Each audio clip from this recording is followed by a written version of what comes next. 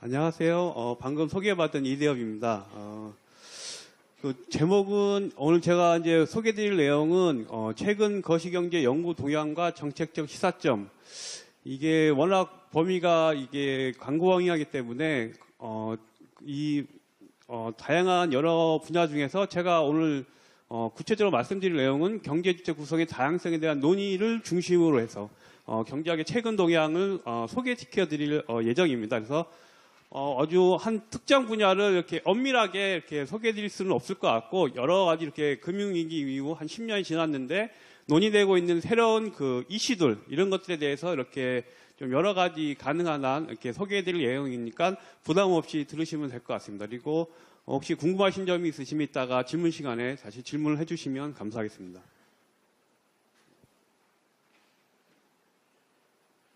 여기 그럼 오늘 그 제가 말씀드린 순서를 적어놨는데요. 그러니까 그 경제 주체를 크게 보면은 가계하고 기업으로 나눌 수가 있겠죠. 그래서 저희가 지금 오늘 소개해드릴 순서는 먼저 가계 다양성에 대해서 먼저 소개를 드리고 가계 다양성을 구체적으로 살펴보면 나이라든지 노동 생산성, 시간 선호, 기대 이런 것들의 차이가 나는데 이런 것들의 차이가 갖는 의미, 그리고 경제적 함에 대해서 설명을 드리고 그리고 사실 가계의 다양성을 분석하는 툴하고 기업의 다양성을 분석하는 툴은 굉장히 유사합니다. 그래서 아울러서 아마 그 약간 좀 적은 비중으로 기업의 다양성에 대해서도 소개해 드릴 예정입니다. 그래서 기업의 다양성은 다시 따져보면 기업 규모의 차이 그리고 생산 및 공급망에서 차지하는 위치 그리고 가격 경직성 이런 것들에서 차이가 갖는 함의를 설명해 드리고 그다음 뒤에서 이제 정책적 시사점에 대해서 간략히 살펴보고 그다음에 결론을 맺도록 하겠습니다.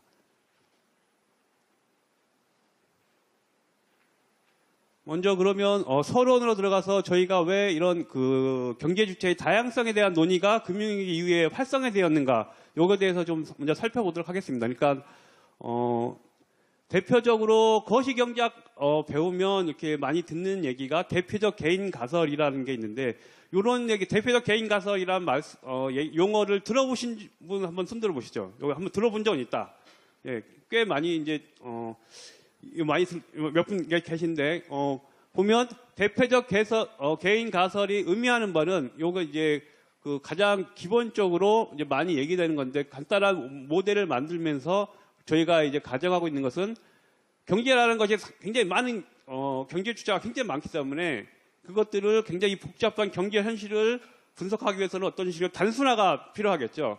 그래서 제일 먼저 나오는 단순화 과정이 많이 쓰이는 단순화 과정이 많은 경제주체 의사결정을 직계하여 얻어지는 이게 실제 거시경제 결과를 우리가 어떤 간단한 모델을 통해서 대표적 개인의 의사결정에 의해서 잘 근사될 수 있다. 그러니까 예를 들면 저희가 거시 전체적으로 결정되는 소비라든지 투자 이런 결과들이 사실은 한국 인구 전체 각자가 다 결정을 해서 그것이 집계돼서 나오는 건데 근데 저희가 이제 간단한 모델을 짤 때는 그것이 한 사람의 결정한 결과로서 설명될 수 있다. 아니면 그것으로서 이제 근사대 비슷하게 이렇게 설명을 할 수 있다. 이런 과정이 대표적 개인 가설이 되겠습니다. 그래서 이런 것들이 이제 거시 변수의 투자라든지 소비라든지 이런 것들을 간단하게 설명할 때 이제 많이 이제 드는 이제 가설이 되겠고요.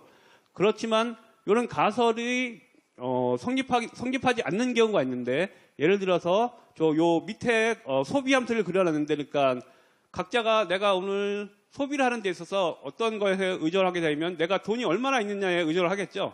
그러니까 요 밑에 있는 X는 자기가 갖고 있는 부라고 생각하시면 될 것 같습니다. 그래서 내가 만약에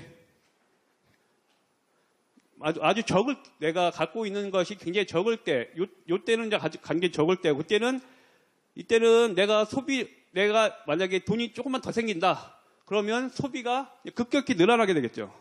그리고 어느 정도 이상 내가 이제 많이 이제 부유해서 소비를 일정 수준 이상 하고 있으면 좀 부가 더 늘어나더라도 소비는 거기에 따라서 그만큼 늘어나지는 않겠죠. 그런 차이점이 있습니다. 그래서 이 소비 함수를 그려보게 되면 이렇게 완전히 직선으로 깔끔한 직선이 나오는 게 아니라 이렇게 약간 컨케이브하게 이런 함수로 도출될 수가 있습니다. 이런 경우에는 이런 함수의 특징을 살펴보면 요 MPC 즉 한계 소비 성향은 요 각 점들에서 나타나는 기울기가 되겠죠. 그러니까 여기서 보면은 기울기를 정의할 수가 있는데 여기서는 굉장히 MPC가 크고 한계 소비 성향이 높고 점점 한계 소비 성향이 작아지고 여기서는 이제 일정하게 된다는 걸 이제 볼 수 있습니다. 그러면 만약에 소비 함수가 이런 식으로 돼 있다고 한다면 여기 만약에 어떤 그 개인들의 각 분포를 여기서 생각해 보면 분포가 그러니까 여기 한 중간쯤에 사람들이 많이 있다가 이렇게 그 웰스가 적어지는 부가 적어지는 쪽으로도 많이 몰려가게 되면 평균 사회 전체의 평균적인 한계 소비 성향은 올라갈까요? 내려갈까요? 여기 중간 쪽에 많이 있다가 이쪽으로 가게 되면 그러면 이쪽이 한계 소비 성향이 높은 쪽이니까 평균 소비 성향이 사회 전체 평균 소비 성향이 높아지게 되겠죠. 이쪽이 비중이 더 높아지니까. 반대로 이쪽에 있던 사람들의 비중이 이쪽으로 만약가게 되면 사회 전체의 평균적인 한계 소비 성향은 낮아지게 되겠죠. 그러니까 만약에 부의 분포에 따라서 사회의 평균적인 소비 성향이 달라질 수 있다. 그렇게 되면 우리가 분포라는 것을 고려하지 않았을 때는 뭔가 잘못된 판단을 할 수 있다. 이런 것들이 이제 얘기가 될 수 있겠습니다. 그래서 이런 것들이 왜 우리가 경제를 다루는 데 있어서 분포가 의미가 있을 수 있는지를 설명해주는 한 예라고 할 수 있겠습니다. 이 그림은 이따가 뒤에 그 데이터를 볼 때 다시 한번 이렇게 같이 한번 비교해서 보도록 하겠습니다. 자, 그러면 왜 금융위기 이후에 이런 경제 주체의 다양성들에 대한 논의가 활성화됐는지를 한번 볼 수 있는 예를 한번 보겠는데요. 이게 10년 전에 이제 금융위기가 있고 그때 이제 미국 경기가 이제 많이 침체됐는데 그때 소득과 1인당 소득과 1인당 소비의 패턴을 한번 보겠습니다. 그러면 2004년부터 이렇게 쭉 증가하다가 이제 이때쯤에 금융위기가 와서 소득 증가세가 이제 꺾이게 된다는 걸 보여주고요. 요 BA는 이제 상무부 경제 분석 기록인데요. 요 데이터는 거시 데이터라고 생각하시면 되실 것 같고, 요 PSID는 패널 데이터입니다. 그러니까 이거는 이제 미시 데이터라고 생각하시면 될 것 같습니다. 그래서 그런 요 같은 시기에 소비를 보면 어떻게 요쪽 그림과 비교했을 때 더 많이 침체된다는 걸 볼 수 있습니다. 그러니까 그럼 이것이 자연스러운 것이냐 아니면 혹은 다시 말해서 한 개인의 행의 결과로서 쉽게 설명될 수 있는가를 한번 생각해 보면 어떨 것 같습니까? 소득의 변동이 더 클까요? 아니면 소비의 변동이 더 클까요? 대체적으로 봤을 때는 내가 오늘 소득의 변동이 오더라도 기존에 갖고 있던 세이빙이라든지 혹은 차입을 통해서 어느 정도 상쇄할 수가 있겠죠. 그러니까 이쪽보다는 이쪽이 소비 변동이 대체적으로는 크지 않습니다.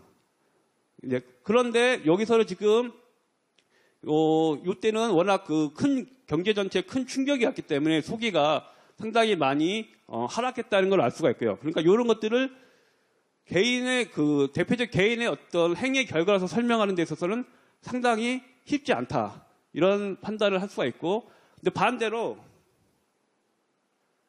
저희가 여기에 있던 소비함수 이때 아이디어를 이용해서 이때 동시에 어떤 분포를 하든지 사회적 개인들의 경제 행위는 비슷하더라도 그 어떤 구성이 달라졌기 때문에 오는 효과를 같이 고려하면 이걸 어느 정도 설명할 수 있지 않겠느냐, 이런 생각을 할 수가 있습니다.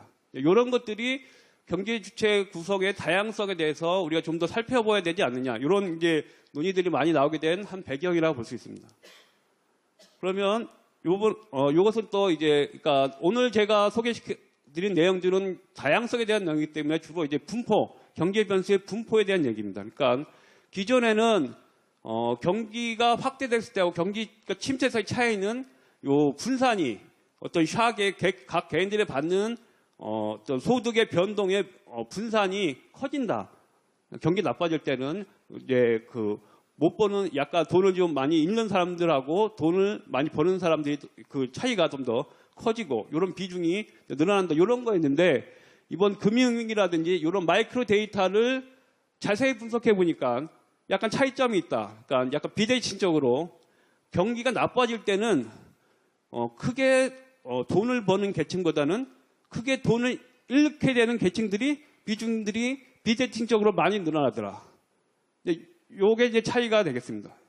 그러니까 분포가 기존에는 이렇게 그냥 분산이 커졌다고 생각을 했는데 데이터를 마이크로 데이터를 잘 보니까 경기가 후퇴할 때 이렇게 마이너스의 소득 충격을 받는 사람들의 비중이 훨씬 늘어나더라. 비대칭성이 있다. 이런 것들을 이제 주목하게 되면서 이런 것들도 그러면 왜 이렇게 되는지를 설명하는데 도움이 되겠죠. 이런 것들이 이제 모티베이션이 되겠습니다. 그래서 이걸 다시 보면 이제 외도라는 거는 이제 어떤 랜덤 베리어블의 서드 모먼트, 그러니까 비대칭성을 얘기해 주는 건데요.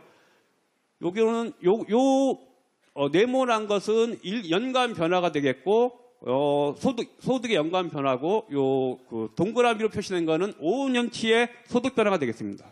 그러면 여기 검게 칠해져 있는 게 이제 미국 경기가 불경기가 있을 때에 해당하는 시기가 되겠고요. 여기서 보시면 특히 연간 소득 변화를 보시면 요 검은색 약간 흐릿한 이 부분하고 굉장히 떨어지는 게 일치한다는 걸 볼 수가 있죠. 즉 불경기에 비대칭적인 이런 외도가 커진다는 거. 그걸 이제 마찬가지로 보여주고 있습니다. 그러니까 이런 현상들이 정확하게 경기 후퇴기에 나타나는 현상이라는 걸 보여주고 있는 거죠. 예. 그래서 이런 것들을 보면서 우리가 경기 순환을 얘기하는 데 있어서 그 가계소득 분포의 변화라는 것들을 고려하는 것이 중요하겠다라는 이제 생각들을 저희들이 하게 됐습니다.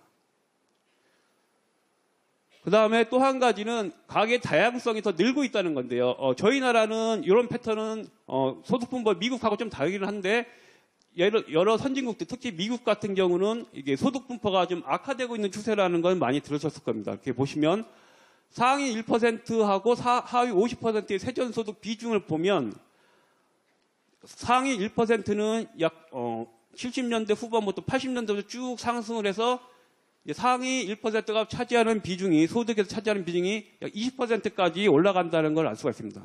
그다음에 이제 같은 기간 동안 이제 하위 5%의 그 세전소득 비중은 이제 하락하고 있고요. 이런 식으로 해서 그 다양성이 증가하고 있고 마찬가지로 동일한 기간 동안에 우리가 살펴보면 중산층의 비중이 여기서 이렇게 쭉 60%부터 50% 후반에서부터 점점 감소하고 있다는 걸 볼 수가 있죠. 그 다음에 동시에 고소득층과 저소득층의 비율은 조금씩 늘어나는 이런 차이를 보이겠습니다. 즉 소득 분포 기준을 봤을 때도 가계의 다양성들이 점차 늘어나고 있다. 그래서 이런 것들을 고려하는 게 중요하겠다는 생각을 할 수가 있습니다. 우리나라는 이와 좀 다르게 아직까지는 그렇게까지 급격한 하락하는 그런 추세는 좀 보이고 있지는 않습니다. 그래서 요약을 해보면 왜 경제 주체의 다양성을 고려하는가 크게 세 가지로 말씀드릴 거 있을 것 같습니다. 첫 번째는 경제 주체 앞에서 본 것처럼 경제 주체의 다양성이 확대되면서 주요 경제 변수의 평균 또는 중간값을만 갖고 간단하게 전개했던 기존 거시론들의 현실 설명력이 약화됐기 때문에 현실이 좀 더 복잡하다는 것이 이제 많이 이제 갖게 됐고 그런 생각을 하게 됐고 그 다음에 또 이런 것들은 결국 경제적 효과 분석에 있어서 차이를 갖고 올 수 있다. 분포의 차이에 따라서 경제적 결과가 달라지면서 중요 분포는 달라지게 되는데 중요 분포도 경기 순환 국면에서 그리고 또 추세적으로 아까 본 소득 분포는 이제 추세적으로 이제 쭉 그러니까 요거는 이제 경기 순환에서의 특징이 되겠고요. 그렇죠? 요것은 경기 순환보다 좀 더 긴 기간에서 추세적으로 변화하고 있다는 걸 보습니다. 이런 차이를 이런 차이가 있기 때문에 이런 것들을 경제적 효과 분석하는 데 있어서 반영을 해야 될 것 같은 이제 하는 것이 낫겠다는 생각이 들게 되고 그 다음에는 또 우리가 이런 분포를 전혀 고려하지 않고 대표적 개인이라는 어떤 특정 개인 뭐 한두 명만 갖고서 분석을 하게 되면 사회에서 많이 제기되고 있는 여러 가지 이슈도 특히 뭐 분배적 이슈 같은 것들을 고려하기가 좀 어렵겠죠. 재정 정책을 폈는데 분배에 어떤 영향을 주느냐. 한 사람만 있으면 이게 얘기할 수가 없잖아요. 그러니까 어떤 그런 분포를 도입할 필요성이 제기되고 있습니다. 자, 그러면 여기까지가 이제 서론이었고요. 그러면 이제 구체적으로 이제 가계의 다양성에 대해서 살펴보겠습니다. 크게 네 가지, 나이, 노동 생산성, 시간 선호, 기대, 이 네 가지에 대해서 살펴보도록 하겠습니다. 일단 살펴보기에 앞서서 여기서는 이제 이 분야에서는 그 진위계수가 많이 언급되기 때문에 분배를 얘기해 돼서 진위계수에 대한 정의를 다시 한번 살펴보고 넘어가겠습니다. 진위계수는 이렇게 그 로렌츠 곡선을 통해서 정의가 되는데, 여기가 이제 각 개인들을 가장 소득이 적은 사람부터 가장 높은 사람까지 일렬로 쭉 이렇게 나열했다고 생각을 하고, 이분들의 소득 누적 비율을 쭉 이쪽으로 쭉 쌓았다고 생각하면 이런 이제 그림이 나오겠죠. 그래서 여기 로렌츠 곡선 A하고 B를 생각해 보면 여기 50% 중간쯤에 있는 분을 생각해 봤을 때 곡선 A에서는 약 30%에 해당하게 되고, 곡선 B에서는 이 50%까지가 갖고 있는 비율이 25%가 됩니다. 그렇죠? 그러면 A하고 B 중에서 어느 것이 더 소득 분포가 불균등하게 되는 건가요? B가 더 불균등하게 되는 것이 되겠죠. 그렇죠? 왜냐하면 똑같은 50%인데 여기서는 30% 갖고 있고 여기 밑에서는 25%밖에 못 갖고 있으니까 이게 더 불균등하다고 볼 수 있습니다. 그러면 진위계수는 어떻게 정의되냐면 요 전체 삼각형에서 요 대각선하고 요 곡선의 사이 요 면적의 비율로 정의되는데, 이쪽으로 밑으로 내려갈수록 요 면적은 커지면서 요 진위계수 크기는 커지게 되겠죠. 결국 그러니까 진위계수가 커지면 분포는 더 불균등해진다라고 얘기할 수 있겠죠. 그러니까 만약에 0일 때는 완전히 균등하고 완전히 0일 때는 완전히 요 선이 되니까 완전히 균등하게 되겠고, 1일 때는 가장 불균등하고 요 사이에 보통 때는 요 사이 값들을 갖게 되겠습니다. 진위계수가 상승하게 된다는 것은 곧 소득 분포가 악화된다는 것을 의미한다라는 것을 알아두시면 될 것 같습니다. 자, 그러면 이제 나이에 따라서 우리나라 가구주 연령별로 어떻게 변화하고 있는지, 즉 자산 선택이 어떻게 변화하고 있는지를 한번 살펴보겠습니다. 이것은 작년에 저희 한국은행에서 인구구조 고령화 영향과 정책과제라는 이런 제목으로 책자를 하나 발간한 게 있습니다. 그 인구구조 고령화가 미치는 영향에 대해서 그 책에 한 챕터에 나와 있는 내용입니다. 요 세 분께서 공유하신 내용이고요. 보시면 이제 가계 저축률이 30대부터 이렇게 나이가 들어갈수록 약간 하락하다가 50대 이쪽에 후반에 가서는 다시 이제 상승한다는 걸 이제 볼 수 있습니다. 이것은 요때 저축률은 나라마다 차이가 있는데, 여기서 약간 상승한다는 것은 가장 쉽게 생각할 수 있는 게 이제 이분들이 은퇴를 해야 되기 때문에 은퇴를 앞두고 저축률을 더 많이 늘리고 있다는 걸 볼 수가 있습니다. 그 다음에 그럼 이런 저축의 결과로 가계 순자산은 젊었을 때부터 조금씩 상승을 하다가 은퇴 연령대에 가장 이제 많아지고 그다음부터 약간씩 이제 줄어드는 이런 형태로, 즉 요것에서 얘기하는 것은 이제 나이하고 연령, 생애 주기에서 각자 가계가 갖고 있는 위치에 따라서 경제 선택이 조금씩 달라진다는 거죠. 그러면 이제 그런 것들을 이제 고려해야 된다는 거고, 여기서 지금 보여드리고 있는 것은 저희 우리나라 마이크로 데이터를 이용해서 이것은 전체 소득이고 이거는 노동소득 중심으로 이제 추계한 건데요. 그랬을 때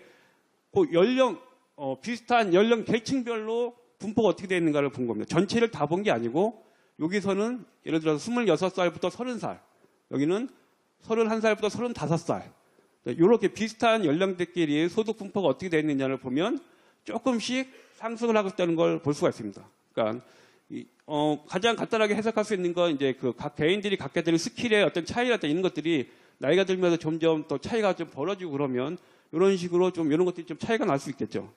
그러니까 젊었을 때부터 이렇게 열심히 일하고 이렇게 좋은 스킬을 가져야 된다 이런 것도 이제 의미하지만 어쨌든 이렇게 조금씩 차이가 이제 연령대별로 날 수가 있다는 겁니다.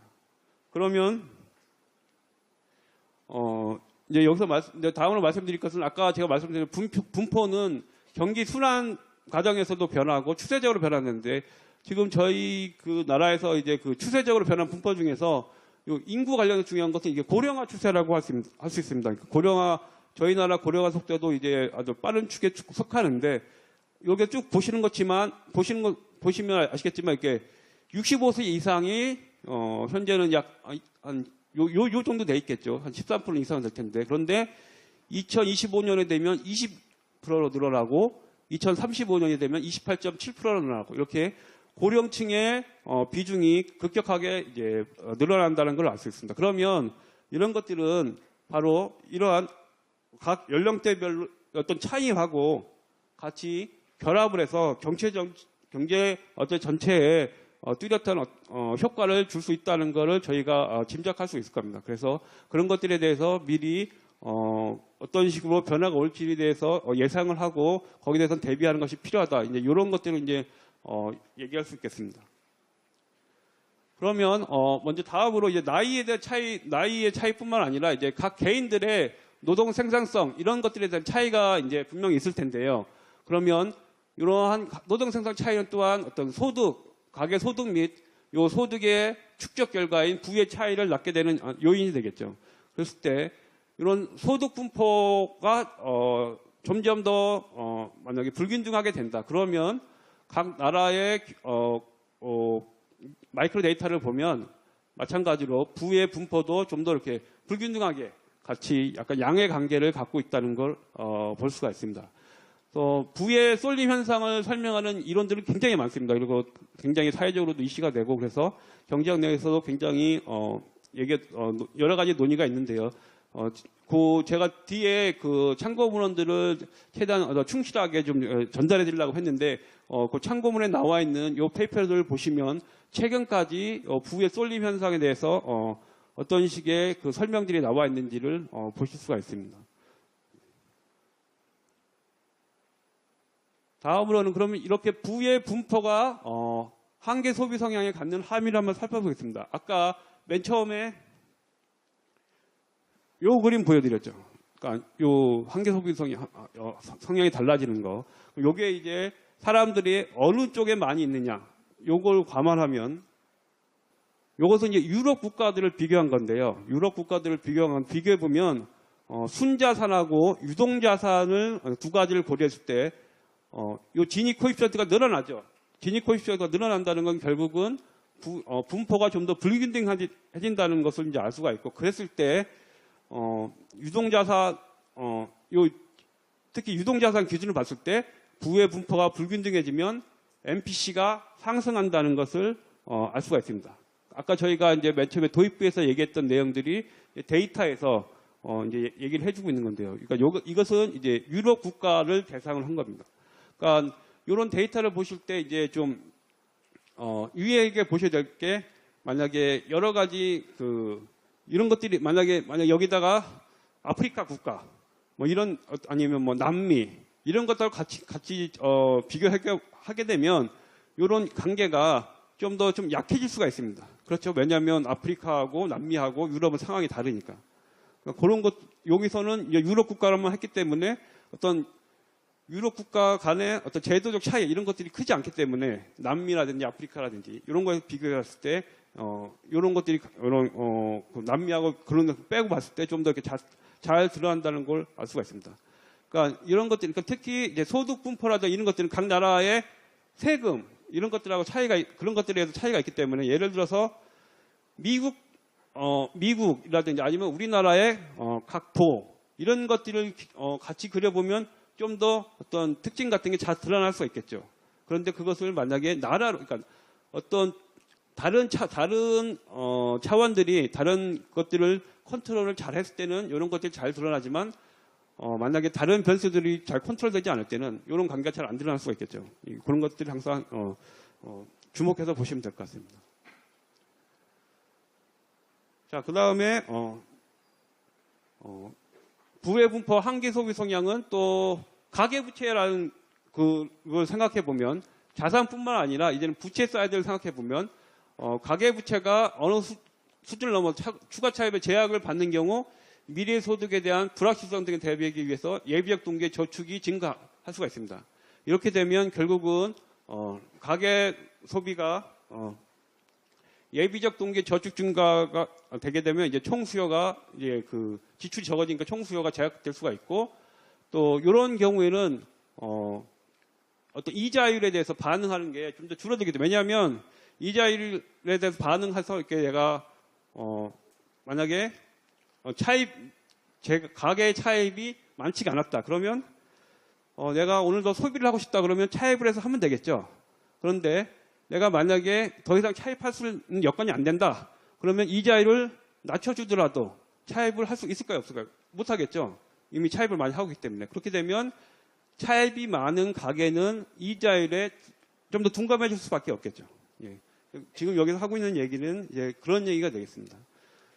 특히 이번 금융위기 이후에 금융위기가 이제 그 주로 주택 시장하고 이런 쪽에서 먼저 시작이 됐기 때문에 그것을 고려했을 때 금융위기 이후에 저희가 관심을 많이 갖고 있는 것은 흔히 얘기하는 하우스푸어의 비중이 되겠습니다. 그래서 요 비중이 약 미국 가계의 한 7에서 26% 정도로 추정되고 요분들도 비슷한 이유로 인해서 그러니까 차입이 많기 때문에 자산은 있는데 차입도 많기 때문에 높은 한기 성향을 보인다는 연구 결과가 있습니다. 그래서 그런데 요 내용은 좀 중요한 내용입니다. 요 내용은 왜 중요하냐면 이걸 다시 이제 설명드리면 경제 한계 소비 성향이 높은 계층을 미국 같은 경우 저희가 대체적으로 이렇게 추정되는 것은 약 전체 가계의 3분의 1 정도다라고 얘기할 수가 있고요. 대체로 얘기했을 때 그러면 그 중에서 정말 이렇게 빈곤층, 그러니까 가계 소득이 적어서 이런 그 한계 성향이 높은 경우는 그 3분의 1에 해당하는 그분 중에서 또 3분의 1이 되겠습니다. 그러니까 약 30%가 MPC가 높다 그러면 대략적으로 얘기해서 한 10%는 가계 소득이 적어서 그러니까 미국 가계의 한 10% 정도는 가계 소득이 적어서 MPC가 높다고 할 수가 있는데 그럼 나머지 20%는 뭐냐면 가계 소득은 그렇게 적지 않은데 자산도 어느 정도 있는데 부채가 많기 때문에 그러니까 30% 중에서 그러니까 미국 계층의 약 20% 정도는 이렇게 부채가 많기 때문에 하우스 푸어이기 때문에 MPC가 높은 걸로 얘기가 되고 있습니다. 그래서 다시 말씀드리면 정리해 보자면 약 30% 정도는 MPC가 높은 계층으로 보이는데 그 중에서 전체 30% 중에서 그러니까 미국 약 3분의 2에 해당하는 20% 정도는 하우스 푸어적인 특징이 있고 나머지 3분의 1에 해당하는 10%는 가계 소득이 적은 특징이 있습니다.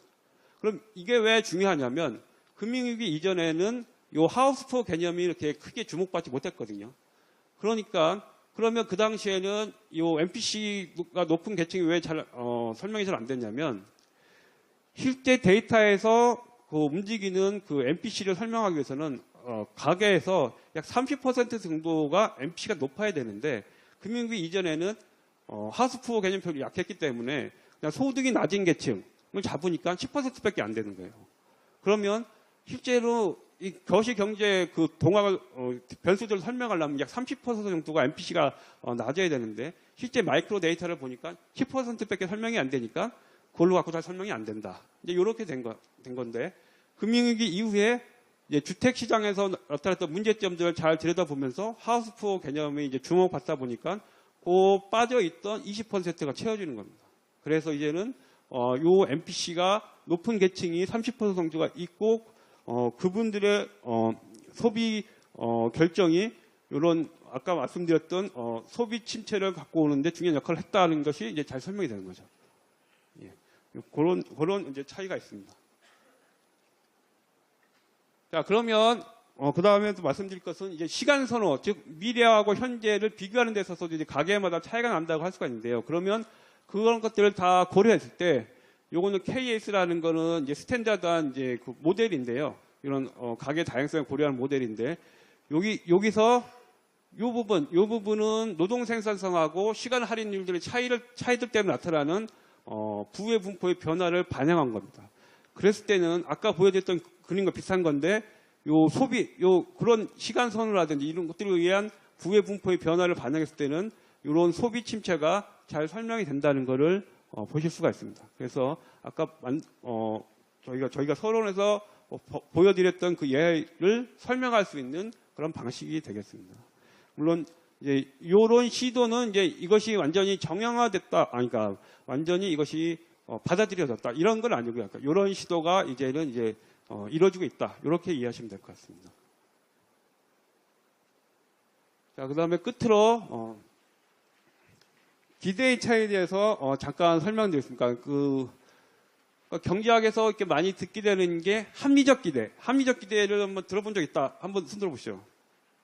예, 굉장히 대부분 다 들어보셨을 거예요. 그러니까 합리적 기대라는 가정이 어떤 측면에서는 굉장히 설득력이 있고 또 이렇게 저희가 그 경제 모형을 하는 데 있어서 굉장히 유익한 측면이 있는데 또 어떻게 생각해 보면 약간 좀 강한 가정이다.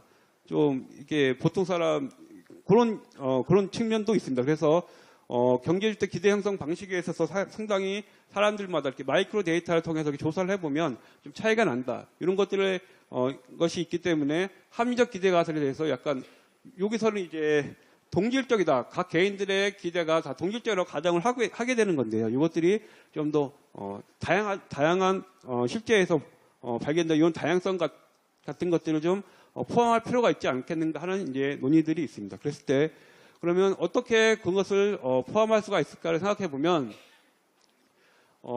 저희가 그 경제 주체의 미래 상황, 즉 예를 들어 인플레이션 기대라든지 다른 것들에 대해서 서베이하는 자료들이 있죠. 그런 것들을 이용해서 우리가 뭐 보완을 할 수 있지 않겠느냐 이런 논의들이 있습니다. 그랬을 때 인플레이션 기대와 관련해서는 많은 서베이들이 있는데 예를 들어서 전문가 그룹의 서베이, 즉 경제 전문가들한테 이제 물어봐서 이제 내년에 인플레이션이 얼마 되겠습니까? 이렇게 이제 물어볼 수가 있고 아니면 이제 일반 소비자들한테 내년 인플레이션이 얼마 되겠습니다. 이렇게 물어볼 수가 있고 그런 것들을 이런 인플레이션 기대를 반영했을 때 필립스 곡선이 더욱 안정적인 모습을 보인다. 즉 필립스 곡선이라는 것은 거시경제학에서 이제 아주 중요한 곡선인데요. 그러니까 노동시장과 인플레이션을 연결시켜주는 이제 곡선이라고 할 수 있는데 여기서 보시면 여기 실업률이 있고 여기서는 인플레이션에 관련된 변수가 있습니다. 그래서 이 세 가지 그림을 그려져 있는데 이걸 세 가지 그림은 각각 다른 이제 기대를 갖고 있는 상황입니다. 그래서 전반적으로 보시면 이 경우는 60년대부터 80년대 맨 처음 것은 그 다음에 두 번째 것은 이제 직선은 두 개가 있는데 하나는 60년대부터 80년대 나머지 하나는 80년대부터 2007년까지 해당되어 있습니다. 그렇게 보시면 이 그림이 의미하는 것을 보시면 요 과거 거보다 그러니까 80년대까지보다 80년대 이후 그림이 요거는 80년대 이전이고 요게 80년대 이후인데 기울기가 좀 더 평평해졌죠. 플래티닝 해졌다는 걸 볼 수가 있습니다. 이것이 최근에 많이 얘기되고 있는 필립스 곡선의 평탄화 현상하고 이제 관련된 그림인데요. 이 그림에서 사용된 익스펙테이션은 미래의 어떤 합리적 기대가 아니라 가장 쉽게 생각할 수 있는 기대라는 것은 내가 내년에 인플레이션을 예측할 때 어떻게 쉽게 예측하려면 어떻게 하면 될까요? 그냥 과거치를 평균해 보면 되겠죠. 뭐 과거 1년치를 평균하든지 이렇게 그런 식으로 해서 아주 간단하게 기대치를 계산한 그런 결과입니다. 요거는 요 두 번째 그림은 전문가들에게 이제 물어봐서 만든 데이터인데요. 마찬가지로 비슷하게 60년대 또 80년대까지 그림보다 그 이후에 그 80년대 이후에 필립스 곡선이 좀 더 플래티닝 해졌다는 걸 볼 수가 있습니다.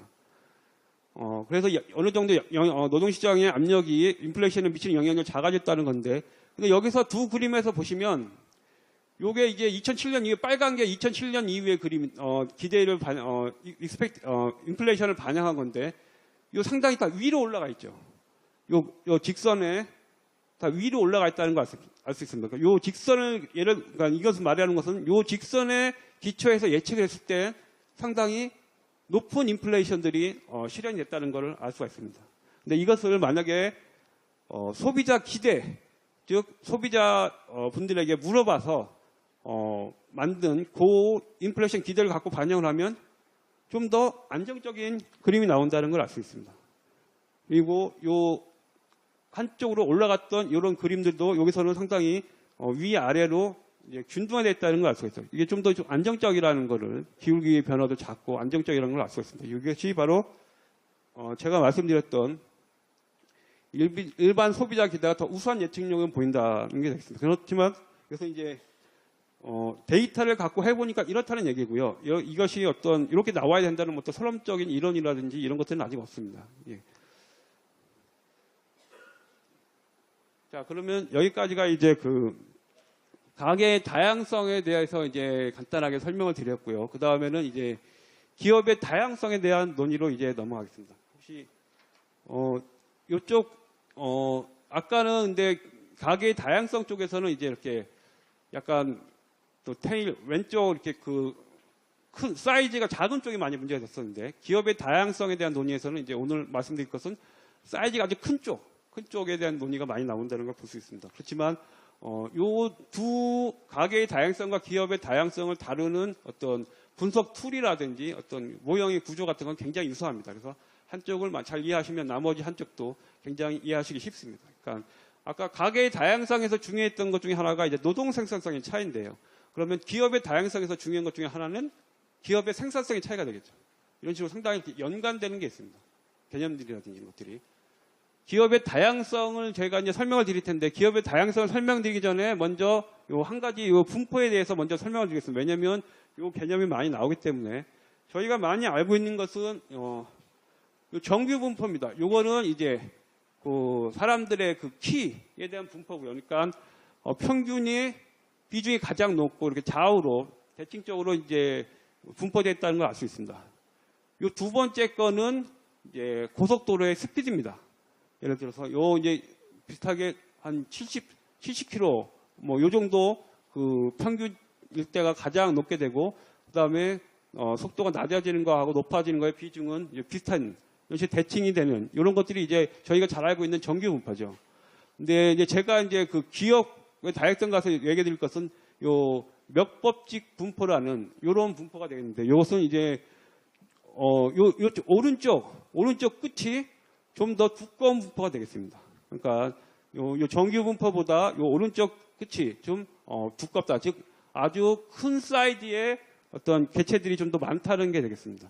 그래서 이것을 그냥 그려보게 되면 이것은 이제 도시의 사이즈를 이제 그 기준해서 그린 건데요. 그러니까 인구수, 각 도시의 인구수를 기준해서 그려보면 쭉쭉쭉쭉 이제 떨어지다가 더 인구수가 많은 도시가 이제 줄어들겠죠. 그렇지만 정규 분포는 이렇게 굉장히 빠르게 감소하는 데 비해서 요 몇법칙 분포에서 이렇게 서서히 감소한다는 걸 볼 수가 있을 겁니다.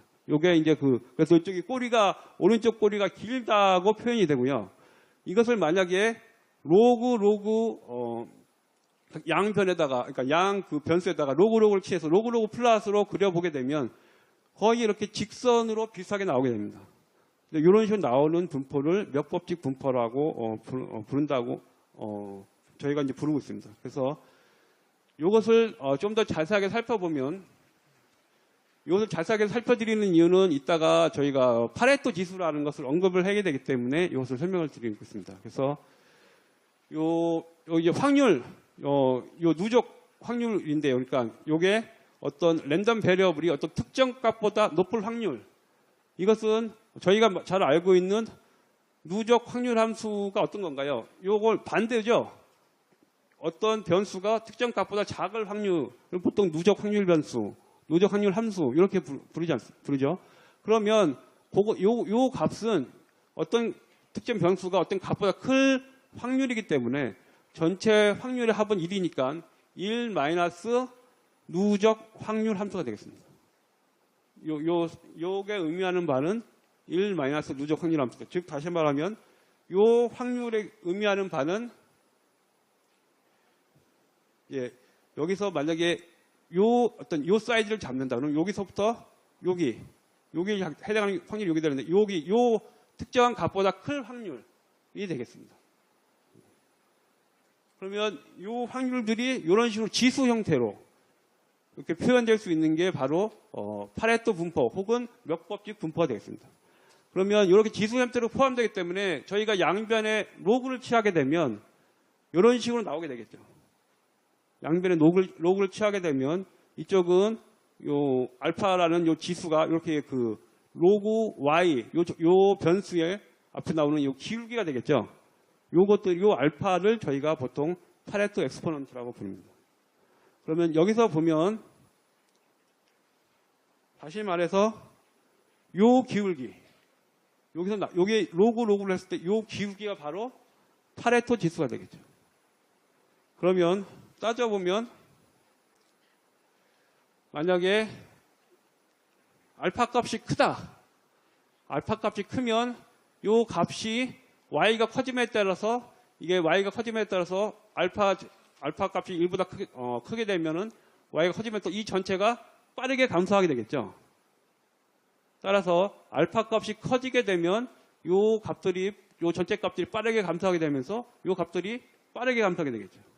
그러니까 알파 값이 커지면 요 기울기가 좀 더 이렇게 또 스티프 이렇게 또 이렇게 급격하게 되고 이렇게 평평하게 되지 않고 그렇지만 만약에 알파 값이 작아진다. 그러면 요 그림이 좀 더 평평해지겠죠. 그러면 좀 더 큰 규모의 도시가 있을 확률이 더 높아지는 거죠. 그러니까 다시 말씀드리면 그것이 바로 즉 결국 무슨 말이냐면 요 알파 값이 요 그 큰 규모의 도시들이 나타날 확률을 말해주는 건데 알파 값이 크게 되면 y 값이 커짐에 따라서 이것이 급격하게 작아지기 때문에 알파 값이 크게 되면 큰 도시가 나타날 확률이 적어지게 되고 알파 값이 작아지게 되면 y 값이 커지더라도 나타날 확률이 좀 더 많아지게 되겠죠. 근데 그것이 이제 요 분포의 분포의 요 기울기를 결정하기 때문에 이게 알파 값이 작아지면 좀 더 평탄해지기 때문에 요쪽 큰 개체들이 나타날 확률이 좀 더 커지게 되겠죠. 그래서 이런 경제학에서 이런 맥법칙 분포는 많이 이제 발견이 되고요. 요 페이퍼를 참고하시면 될 것 같고 기타 다양한 맥법칙 분포도 여기 예를 들어서 지진이라든지 여러 가지 자연 현상에서도 이런 유사한 맥법칙 분포가 나타나고 있습니다. 거기에 대한 논의들은 이 페이퍼를 참고하시면 될 것 같습니다. 그럼 제가 이것을 왜 설명드렸냐면은 저희 기업 규모 분포를 보면 이런 맥법칙 분포를 따르고 있습니다. 즉, 요건 이제 사이언스라는 어떤 과학 저널에 실렸던 건데요. 2001년에 보면 기업 규모 매출액 또는 노동자 기준으로 해서 이렇게 로그 플롯을 이제 그려보게 되면 이게 기업 규모, 즉 매출액 기준으로 하든지 노동자 기준으로 하면 이걸 그려보면 이런 식으로 거의 매끈한 직선이 나오게 되고 어떤 수입액을 기준으로 봤을 때는 줄기가 거의 마이너스 1. 그러니까 이 경우는 파레토 지수는 거의 1에 해당하는 양수기 때문에 1에 해당하는 지수를 보이게 된다는 게 이제 보고가 됐습니다. 2001년에 보고가 됐고요. 그래서 요 기업 규모가 기업 규모 분포라는 것은 그래서 다시 말씀드리면 기업 규모 분포를 우리가 논할 때는 이런 정규 분포를 가정하면 안 되고 이런 맥법칙 분포를 가정해야 된다. 즉 우리가 정규 분포 때 생각하는 것보다 굉장히 큰 규모의 기업들이 존재하는 확률이 높다는 겁니다. 만약에 실제 데이터는 이렇게 돼 있는데 이걸 기준으로 해서 논의를 전개한다면 상당히 잘못된 결론을 낼 수가 있겠죠. 그래서 이것이 중요한 겁니다. 자, 그러면 이런 기업 규모가 어떤 경제 현상을 설명하는데 어떻게 이제 주목받고 있냐면 최근 미국 데이터를 보면 노동 분배율이 상당히 떨어지고 있는데요. 그래서 이 노동 분배율을 설명하는 하락을 설명하는 여러 요인 중에 하나로 기업 규모가 커지고 있다는 것을 이제 예를 들면서 설명하는 이론이 있습니다. 최근에 발표된 내용인데요. 그러니까 기업 규모가 노동소득 분배율에 미치는 영향에 대해서 회계 분석 결과를 해보면 산업별로 각 산업마다 많은 기업이 있겠죠. 그러니까 각 산업별로 쪼개서 왜냐하면 산업별로 이제 차이가 많기 때문에 쪼개서 해보면 회계 계수가 다 의미다. 즉 결국 무슨 말이냐면 기업 규모가 커지면 노동소득 분배율이 떨어진다는 거죠. 의미니까. 값을 나타내는 기업 규모가 클수록 노동소득 분배율이 하락함을 시사한다는 보고서가 있습니다. 그래서 그걸 보면 이런 도매업이라든지 금융 아니면 제조업 이런 식으로 각 산업별로 나타났을 때 보면 전부 다 회기 개수가 음을 갖게 되고, 요게 이제 요 직선은 이제 95% 이제 실내 구간인데요. 전부 다 마이너스 쪽에 있다는 걸 알 수 있습니다. 가장 높이 있는 것은 가장 이제 0에 가까운 것은 이제 서비스 산업이 되겠습니다. 그래서 이게 이런 식으로 기업 규모가 소득 분배율과 어느 정도 연관이 있다는 그런 데이터가 있고요. 그럼 또 다른 측면에서 보면 아까 말씀드린 것처럼 미국의 소득 분포가 이제 악화되고 있는데요. 그 소득 분포가 악화되고 있다는 결국은 1%가 갖고 있는 소득 비중이 높아진다는 거죠. 그런 것들을 결국은 소득 분포도 결국 비슷하게 저희가 이제 데이터를 모아서 로그 플롯을 그려보면 이런 식으로 비슷한 그림이 나옵니다. 기울기는 다르지만 형태는 비슷하게 나오게 되고요. 그랬을 때 이것을 설명하는 여러 가지 이론 중에 하나가 결국은 개인들의 소득이나 이런 것들은 결국 기업에서 이제 일을 해서 얻게 되는 거니까 기업 분포가 다양하거나 그리고 기업 사이즈가 큰 기업들이 많으면 거기서 이제 일하고 거기서 이렇게 그 수입을 얻는 사람들은 수입이 더 커지겠죠. 그러니까 그런 의미에서는 기업 분포가 어떻게 있다는 것이 어떻게 결정된다는 것이 결국은 개인들의 어떤 소득을 통해서 개인의 소득 분포에도 영향을 주게 되겠죠. 이런 것들이 이제 기본 아이디어가 됩니다. 이 모델은 너무 복잡하기 때문에 설명은 안 드리는데요. 근데 이 모형에서 하는 바는 미국의 세율의 변화가 70년대에 있었는데 요 선이 세율 변화가 있기 전이고 요 빨간 선은 세율 변화가 있기 후에 이제 그 기준점이 되겠습니다. 이렇게 했을 때 저희가 말씀드린 요 데이터 요 검은 선은 이제 데이터인데요. 요것은 이제 그 소득의 그 파레토 엑스포넌트인데 이걸 보면 어떻게 계산된 거냐면 소득 상위 0.1%부터 1%의 분들의 소득 데이터를 이용해서 아까 이용한 것처럼 이것을 만약에 이렇게 로그 플러스에 그려보면 기울기가 나오겠죠. 그것을 계산해서 보고한 겁니다. 그렇게 해보면 미국의 소득 분포가 악화되고 있기 때문에 파레토 엑스포넌트가 떨어지겠죠. 즉 이것이 점점 이 기울기가 점점 평평해지겠죠. 평평해지고 있기 때문에 이 엠피리컬 데이터를 보면 이렇게 떨어지고 있는데 이 모형을 이용해서 그런 모형을 이용해서 설명해 보면 비슷하게 하락한다는 것을 이제 볼 수가 있습니다. 그래서 여기서 얘기하고 있는 것은 그런 기업 분포라든지 그런 어떤 세율 변화가 각 개인들의 어떤 그 자산 선택의 어떤 변화를 가져오고 그런 것들을 통해서 어느 정도 이렇게 설명될 수 있다는 이런 모델이 되겠습니다. 그러니까 여기서는 소득 분포의 변화를 설명하기 위해서 기업 분포를 도입함으로써 어떤 도움을 받을 수 있다. 이런 내용이 되겠습니다. 자, 그러면 여기서 이제 조금 이건 좀 다른 얘기인데요. 어쨌든 요즘 많이 얘기되고 있는 것 중에 하나가 네트워크. 요즘 네트워크에 대한 얘기가 굉장히 많이 되고 있는데 그래서 여기서 그런 내용을 좀 소개시켜 드렸는데 이것은 이제 산업연구원에서 이제 2017년에 발표된 자료인데요. 그러니까 우리나라의 인풋 아웃풋 테이블에 나와 있는 자료를 이용해서 그린 건데 여기 몇 개 산업이 이제 나와 있습니다. 색깔로 구분되는데 이런 산업들의 관계망들을 이렇게 보여주고 있습니다. 그러면 어떤 산업들은 굉장히 다른 데랑 연결력도 강하고 어떤 산업들은 상당히 그렇지 않은 요건 이제 반도체 같은 경우고 이런 것들이 이런 정보들은 이제 저희가 얻을 수가 있습니다. 그래서 이런 것들은 보통 우리나라의 생산망, 그러니까 생산 네트워크 이런 식으로 이제 많이 얘기가 되는데요.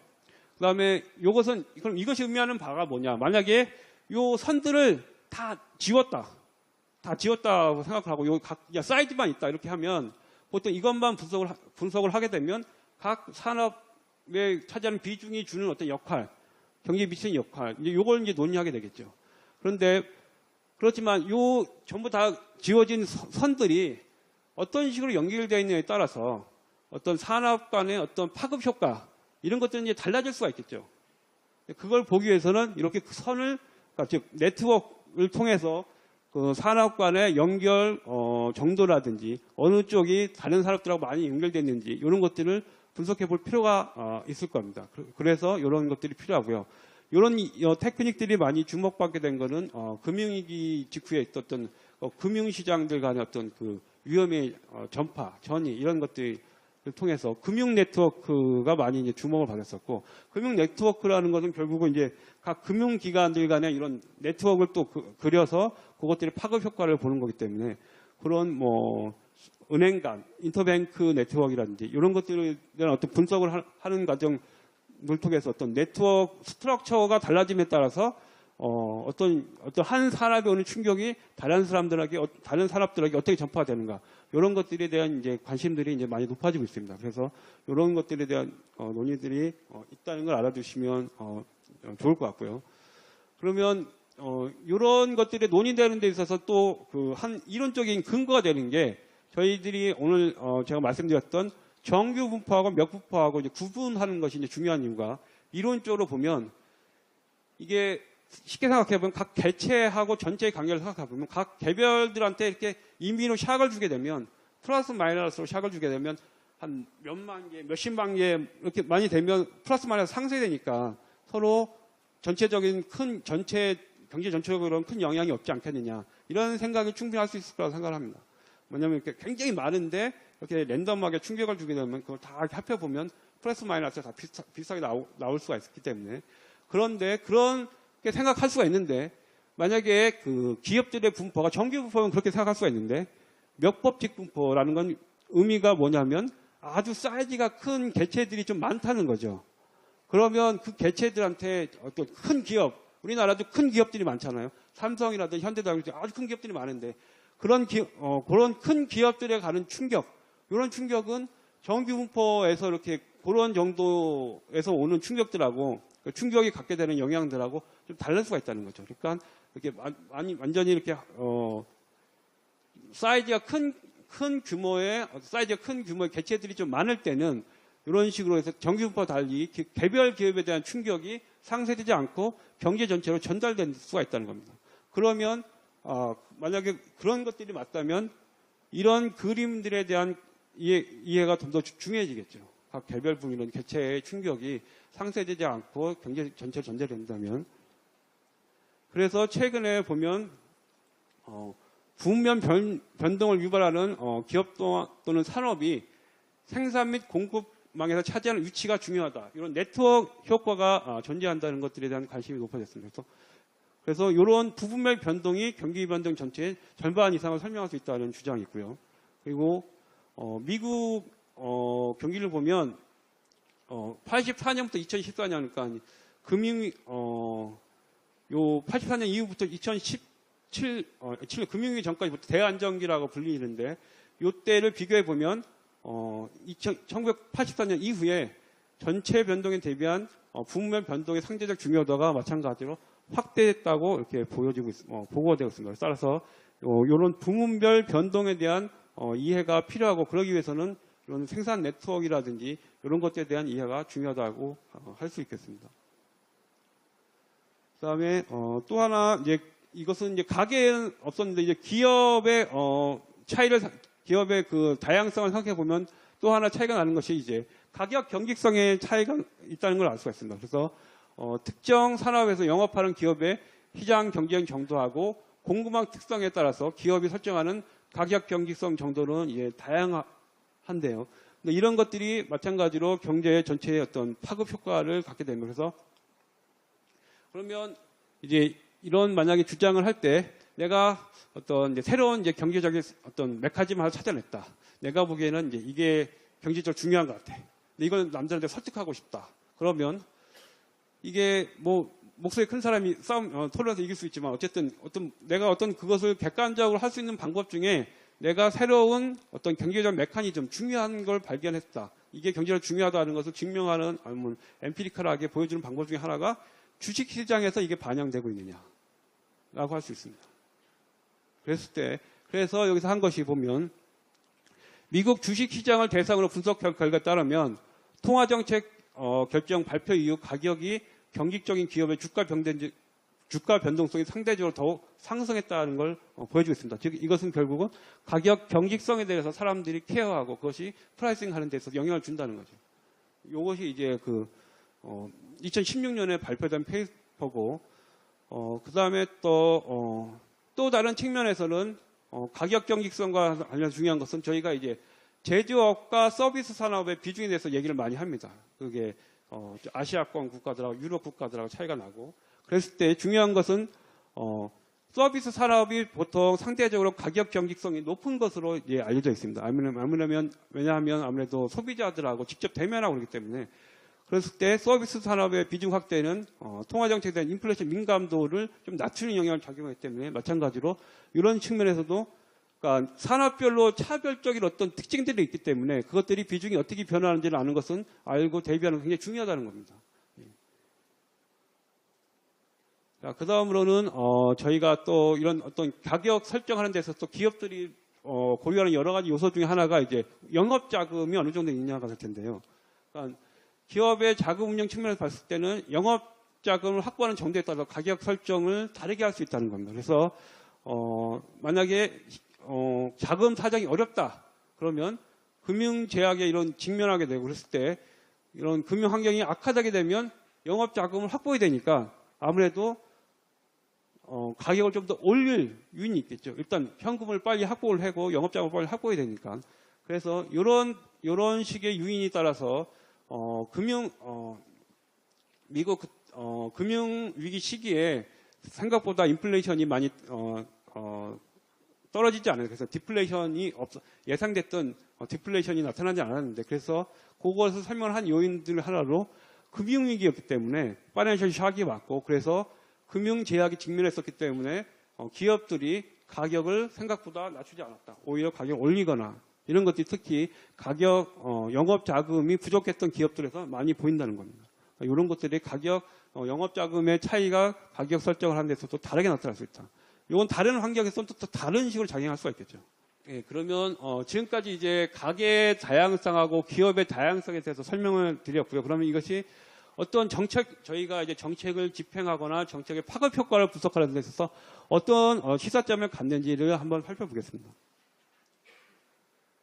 정책의 파급 경로에 대한 함의에 있어서 먼저 말씀드릴 수 있는 것은 저희가 오늘 많이 얘기했던 게 한계 소비 성향인데 특히 이제 하수포 계층 등 유동 자산이 부족하셔갖고 한계 소비 성향이 높은 경제 주체의 비중 상승은 경제 정책의 어떤 평균적인 한계 소비 성향의 상승으로 귀결될 수 있음에 유의할 필요가 있다. 그래서 그러면 이제 저희 경제에서 이 하우스푸어 계층의 비중이 어느 정도 되느냐 이런 것들이 굉장히 중요하겠죠. 그리고 이런 것들을 이제 항상 이렇게 유념해서 볼 필요가 있을 것 같습니다. 그리고 이러한 그런 하우스푸어 계층도 유동자산이 부족한 계층이 는다는 것은 이런 경우에는 이분들은 이자의 변화에 민감할 수가 없겠죠. 왜냐하면 차입을 이미 많이 했기 때문에 내가 이자율을 좀 낮춰주더라도 차입을 더 하지 못하니까 그러니까 이런 분들은 많을 때는 이자율 통한 경로보다는 소득 변화를 통한 총수 경로가 이제 중요하게 작용을 하겠죠. 왜냐하면 소득은 내가 차입해서 소비를 할 수 없는 상황이지만 소득이 늘면 소비할 수 있기 때문에 이자율에 둔감하더라도 소득이 변화가 된다면 소득 변화를 통한 총수 경로는 중요성이 이제 상승한다 할 수 있겠습니다. 그래서 이런 총수요 경로의 중요서 부각됨과 동시에 이런 채널이 중요한 역할을 하는 재정 정책의 적극적 역할의 중요성이 이제 과거보다는 좀 더 강해진다고 할 수 있겠습니다. 그리고 또 다른 측면에 저희가 아까 봤던 생산 및 공급망을 통하는 분업 체계가 강화되면서 기업이 생산 및 공급망을 차지하고 있는 위치는 통화정책 파급 경로에 중요한 역할을 하게 된다는 것을 이제 시사하고 있는데요. 그래서 미국 FMC의 통화정책 발표가 주가에 미치는 영향을 보면 통화정책 조정에 따른 최종 수요 변동, 직접적인 어떤 변동보다는 공급망을 통한 중간 수요 변동이 더 큰 것으로 이제 분석되고 있습니다. 그러니까 이런 어떤 파급 효과라는 것들을 잘 분석해낼 수 있어야 한다는 그런 시사점을 주고 있습니다. 그러면 아까는 앞에서 본 거는 이제 경기 정책의 파급 효과에 대해서 저희가 오늘 봤던 어떤 다양성이 주는 시사점이 되겠고요.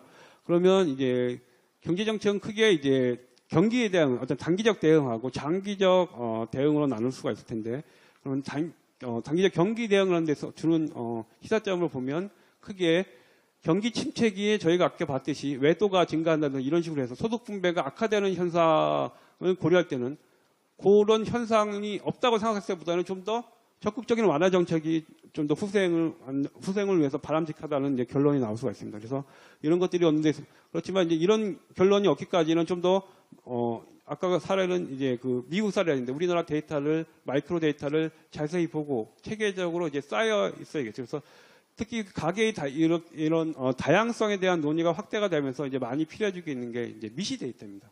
개별 가계 수준에서의 데이터를 정확하게 잘 갖고 있어야지 경기 전체적인 어떤 판단하는 데서 이제 좀 더 실수를 이제 줄일 수 있겠고요. 그리고 또 특히 그 실업 위험에 대비하는 예비적 동기 저출인에서 수요 감소 등을 고려할 때 실업에 보다 적극적으로 대응하는 정책이 후생 측면에서 바람직하다. 그러니까 과거에는 대표적 개인 가설을 할 때는 대표적 개인이기 때문에 실업을 할 수가 없죠. 한 사람밖에 없는데 그 사람이 이게 쉬어버리면 생산이 안 되기 때문에 실업을 논의할 수가 없습니다. 그래서 많은 사람들이 있는 그런 모형을 셋업을 해야지 거기서 우리가 일부는 실업이 된다 이런 것들을 얘기할 수가 있는 거죠. 그래서 그것을 이제 그 모형에 반영을 해서 저희가 얘기를 해보면 기존보다는 좀 더 다른 얘기를 할 수가 있다는 그런 얘기가 되겠습니다. 이제 앞에서 살펴본 거는 이제 경기 순환의 과정에서 이제 그 주는 시사점이고요.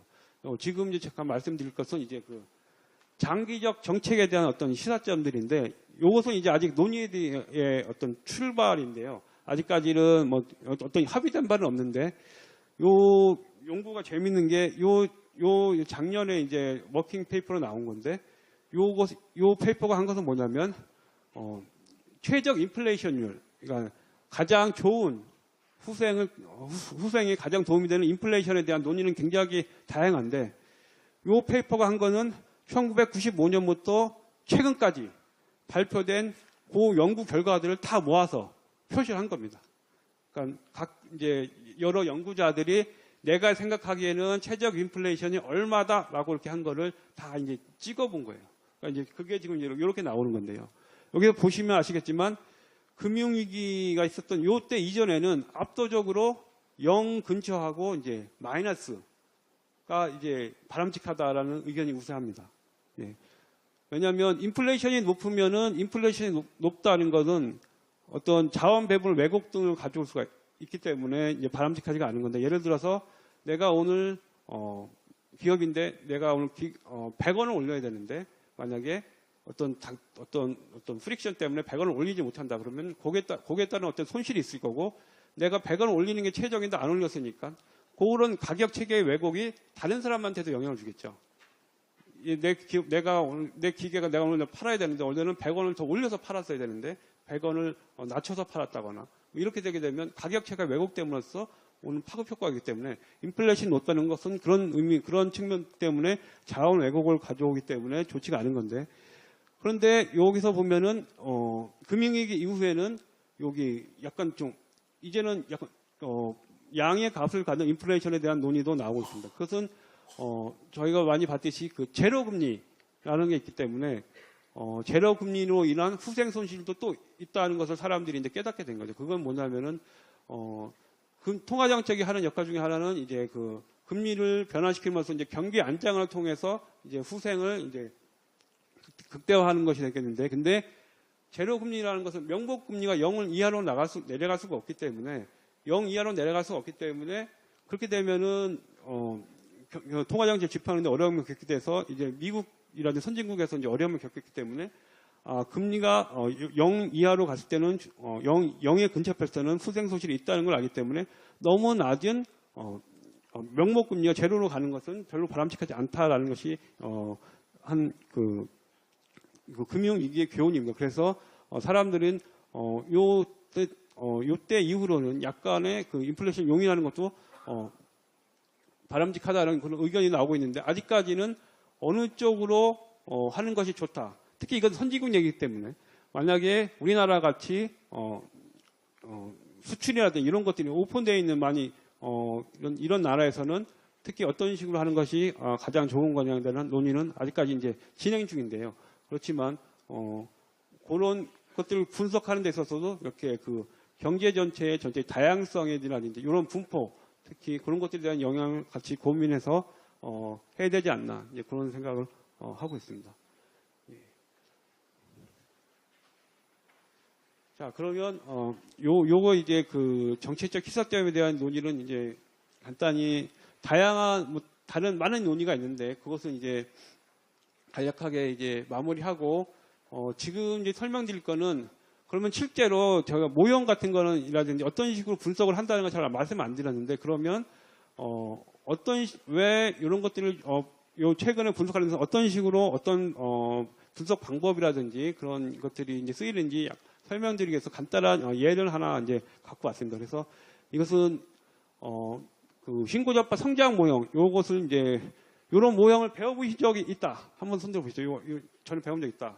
예. 몇 분 계신데 요것을 통해서 이게 그 결국은 복잡한 모형을 다뤄야 되기 때문에 결국은 이제 컴퓨터를 많이 이용할 수밖에 없고요. 그랬을 때 그 컴퓨터의 개발과 더불어서 이런 어떤 분석이 가능해졌다는 걸 이제 설명해드리기 위해서 이제 예를 하나 갖고 왔습니다. 그래서 보시면 이제 요것은 이제 그 최적화 문제를 푸는 건데요. 이렇게 여기서 보시면 C가 이제 소비고 K가 이제 자본이겠습니다. 그래서 결국은 요 문제를 보시면 간단하게 보시면 요건 이제 생산 함수가 될 거고요.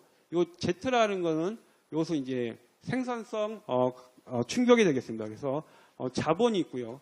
요 생산 함수가 있고 그다음에 요것은 이제 델타라는 것은 이제 감가상각률이 되겠습니다. 그래서 요 우변에 있는 것들이 금기에 주어지는 자본이 되겠습니다. 그럼 요 캡 자본을 이용해서 새로 생산하고 사용하고 남은 자본, 요것들이 이제 금기에 이제 주어져 있는 자원이 되겠죠. 그러면 경제적 디시전을 하는 것은 결국은 요 주어진 자원이 있을 때 일부는 내가 오늘 소비하고 일부는 내가 내일 캐피탈로 쓰기 위해서 남겨두는 결정을 하게 되겠습니다. 그렇게 그런 결정을 쭉 해서 결국은 맥시마이즈하는 것은 나의 소비, 나의 유틸리티, 그 로그 C, 요 효용함수를 이제 최대화하는 그런 컨섬션과 캐피탈의 자원 배분을 찾는 그런 문제가 되겠습니다. 이렇게 문제를 셋업을 했을 때는 간단한 경우에는 요 생산성 충격 요것은 약 5가지 값을 취할 수 있는 마크업 체인으로 이제 정의가 되고요. 마크업 체인 들어본 적 있다. 이게 뭔지 한번 공부해 본 적 있다 하는 생각하시면 한번 손들어 보시죠. 어느 정도 알고 계신지.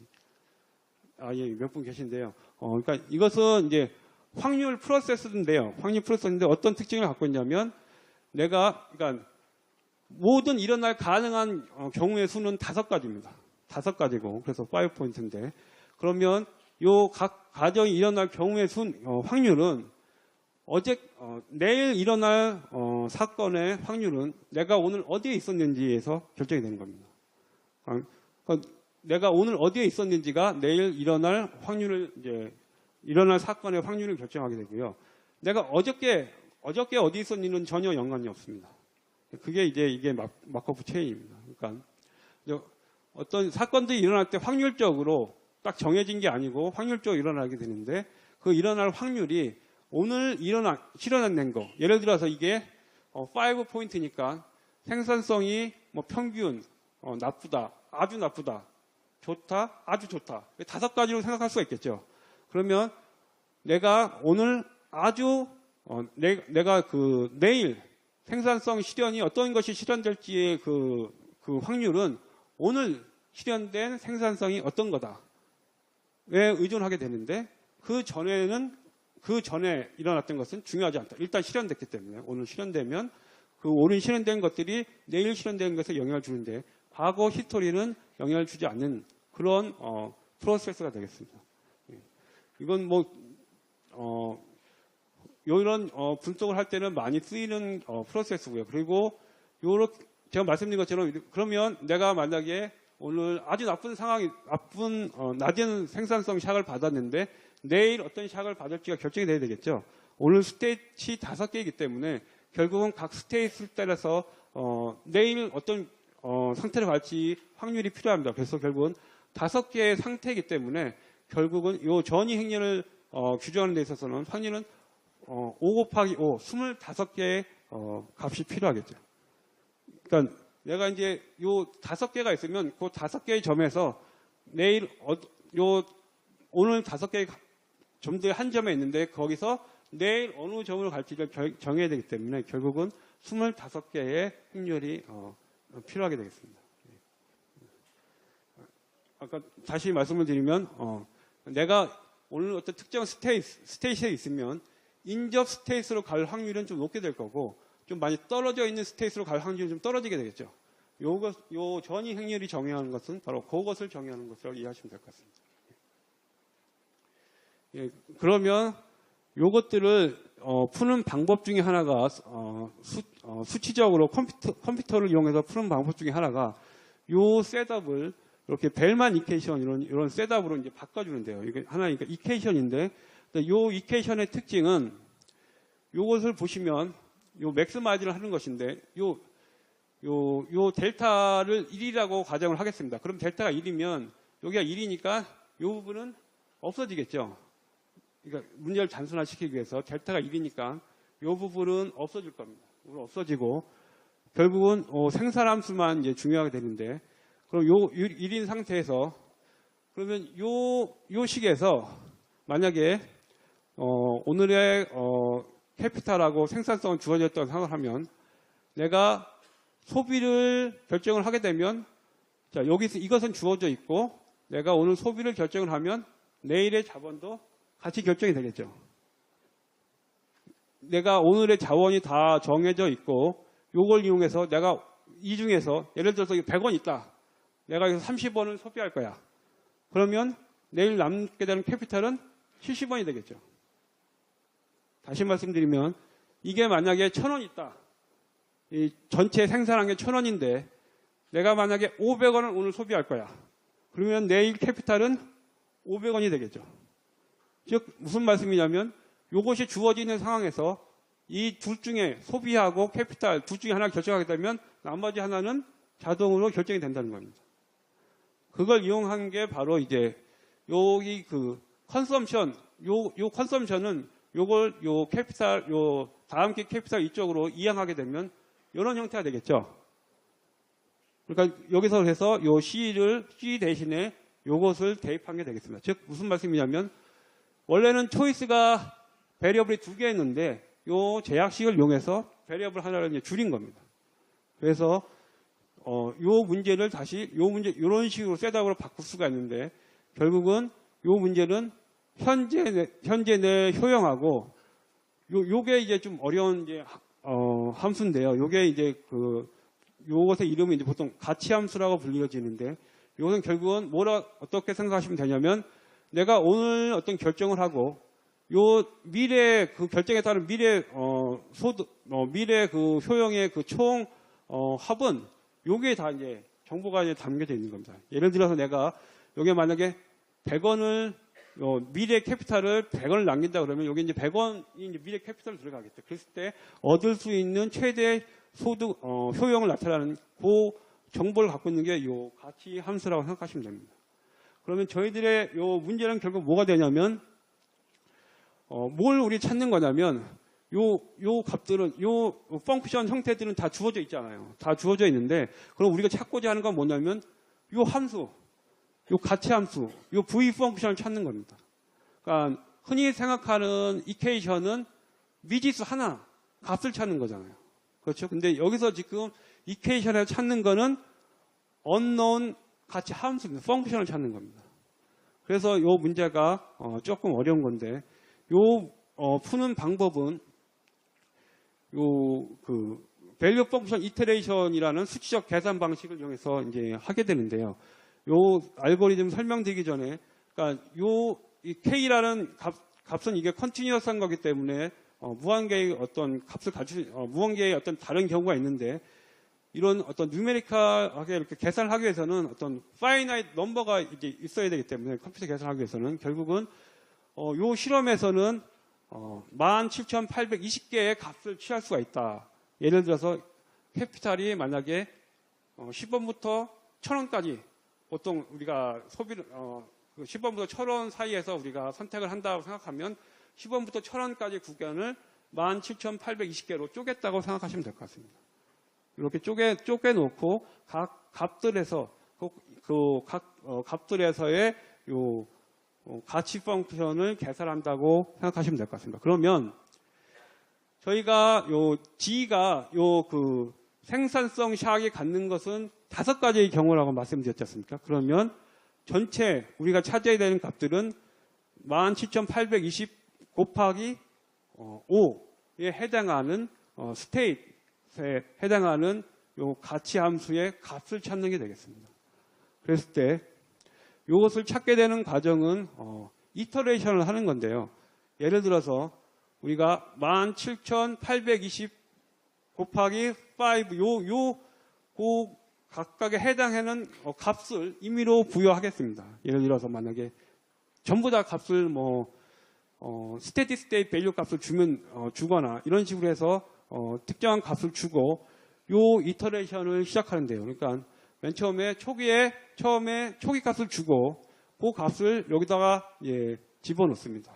그러면 요거 함수 값들이 이제 알고 있기 때문에 요 익스펙테이션은 요 전위 행렬을 이용해서 구해지고요. 왜냐하면 요 내가 오늘 실현된 생산성 샥이 있으면 요 전위 행렬을 이용하면 평균적으로 요 5가지 각각의 확률이 나오기 때문에 그거하고 저희가 임의로 준 초기 값을 이용해서 요 값들이 결정이 됩니다. 그러면 그것을 이용해서 요 전체적으로 요 전체 식들이 주어지기 때문에 맥스마이즈를 해서 요 값들에 해당하는 것을 계산할 수가 있겠죠. 요게 원 이터레이션이 되겠습니다. 그러면 다시 한번 맨 처음에 여기다가 이제 초기 값을 주게 되고요. 그러면 요것을 계산을 해서 요 값이 나오게 됩니다. 요 값이 나오게 되면 요걸 다시 이쪽으로 집어넣어서 이터레이션을 쭉 반복을 하는 거죠. 그렇게 되면 이것들이 결국은 더 이상 값이 변화가 없는 그런 값들로 수렴을 하게 됩니다. 그랬을 때 그때 찾는 것들이 바로 저희가 찾고자 하는 unknown value function이 되겠습니다. 이런 식으로 이제 찾게 되는 건데요.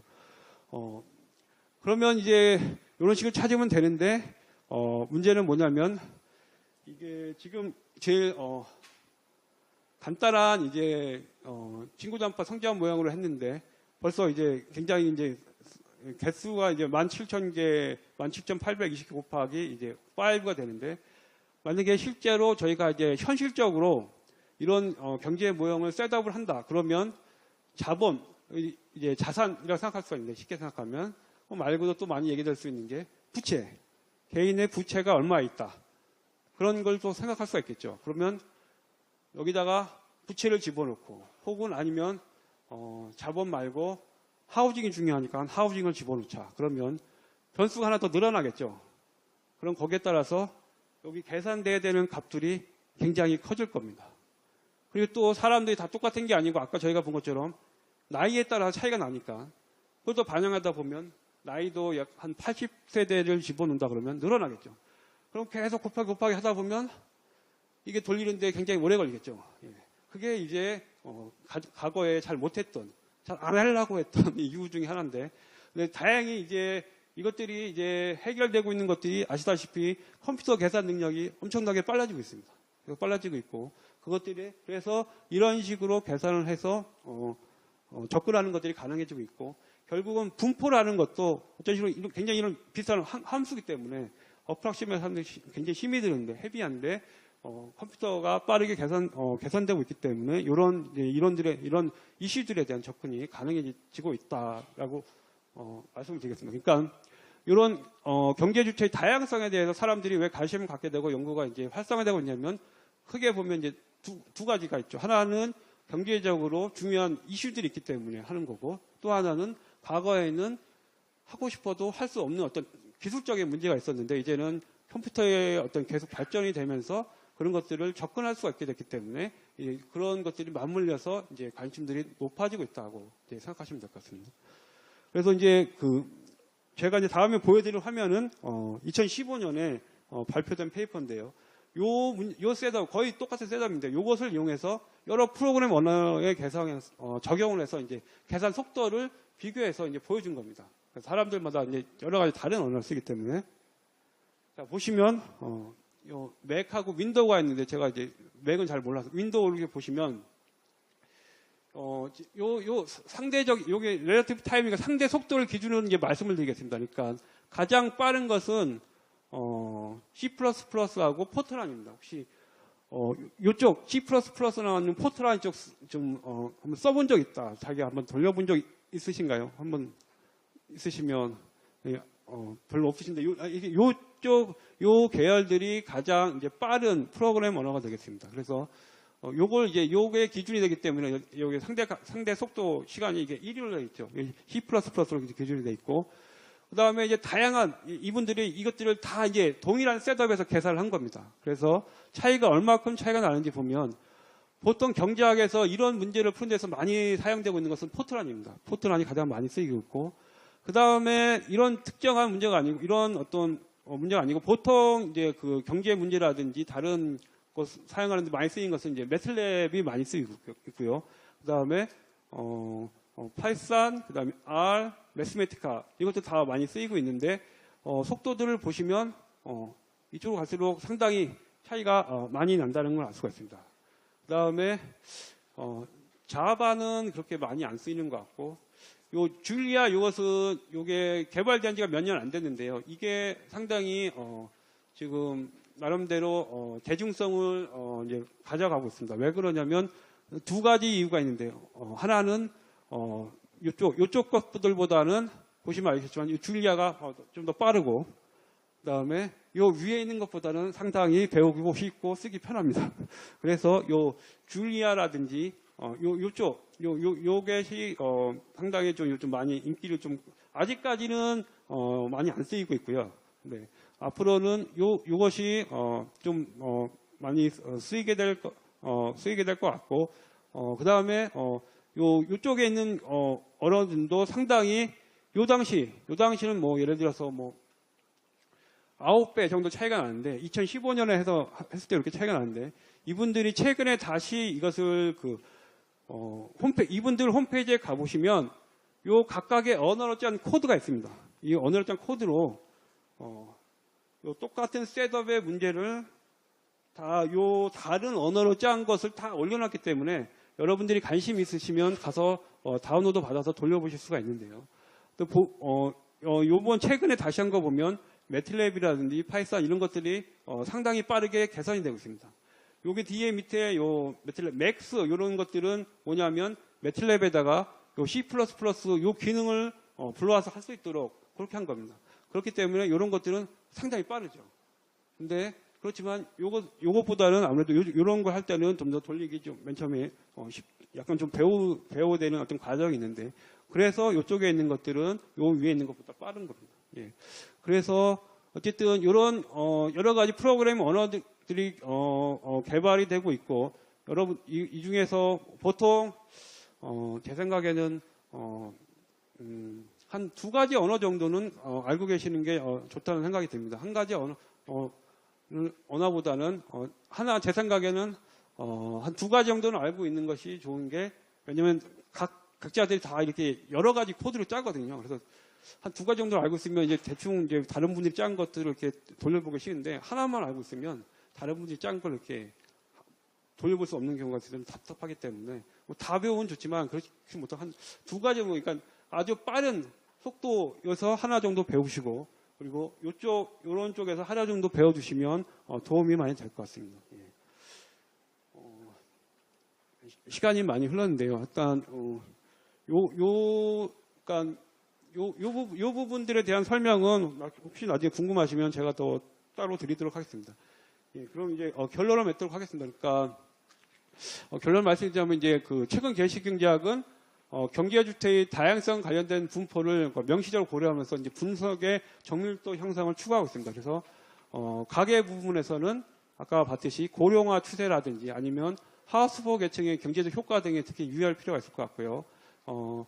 특히 그 하우스푸어 같이 유동자산이 부족한 계층의 비중 증대는 경제 전체의 한계 소비 성향을 상승시킬 수 있으며 경제의 파급 경로 관련하여 소득 변화를 통한 총수요 경로를 강화하실 수 있다. 이런 것들에 대해서 유의해 두면 좋을 것 같습니다. 그리고 기업 부문에서는 초대형 기업의 성장 등 이런 기업 분포의 변화 등에 주목할 필요가 있고, 또 아까 봤듯이 생산망, 이 어떤 특징이라든지 어떤 시기적인 어떤 산업별 비중이라든지 연결 정도의 변화, 이런 것들도 경제 분석하는 데서 유익한 정보를 주고 있는 것 같습니다. 그리고 끝으로 이제 컴퓨터를 활용해서 이제 계산 능력이 많이 향상됐기 때문에 좀 더 다양한 현실적인 모형의 개발이 기대되고 있습니다. 예, 이상으로 마치겠습니다. 감사합니다.